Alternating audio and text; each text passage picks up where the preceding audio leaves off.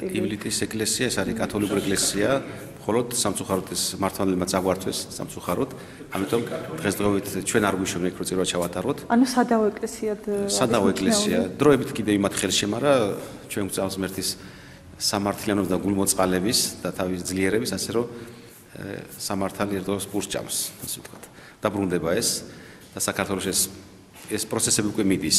ნელა გარკვეულმა წრეებმა, მე არ მინდა ისე ცუდი თქვა, მაგრამ გარკვეულმა წრეებმა ვის ჩაიდო გულში ამ ეკლესიის წართმევა, ხალხი ისეთნაირად მოამზადეს თუ როგორ ვთქვათ, ისეთნაირად დაარწმუნეს და გარკვეული დაპირისპირება მოხდა თვითონ სოფელში, მოსახლეობას შორის, რამაც ხელი შეუწყო ის, რომ ვიღაცამ თქვა, რომ ეს ეკლესია დაუშვათ გადავწვეთ სხვას, მართლმადიდებელს და შემდეგ რა თქმა უნდა, მე როდესაც ეს მოხდა, ხალხი მიხვდა ძალიან მალე, უკვე გვიან იყო.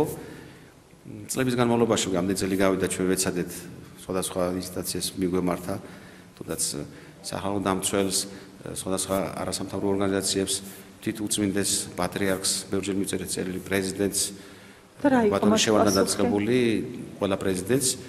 პასუხი ყველა ერთი, რომ საერო ასე ვთქვათ, თანამდებობის პირები ამბობდნენ, ეს ჩვენ პრეროგატივაში არ შედის, ეს უნდა მიმართოთ საპატრიარქოს, გასაგებია. თუ იმას მიმართეთ, იმათ ჩვენ წაგვართვეს. და საპატრიარქოს საბოლოო პასუხი რა არის ამასთან დაკავშირებით? პასუხი ის არის, რომ ის ამბობენ, ეს არის მართლმადიდებელი ეკლესია. რაც არ შეფერება სიმართლეს და სხვათაშორის ივლიტის ეკლესია არის ერთ-ერთი ძველი და ერთ-ერთი პირველი კათოლიკური ეკლესია, რომელიც გაშენდა მესხეთში. როგორც სავარაუდოდ გაშენებულია 1298 წელს.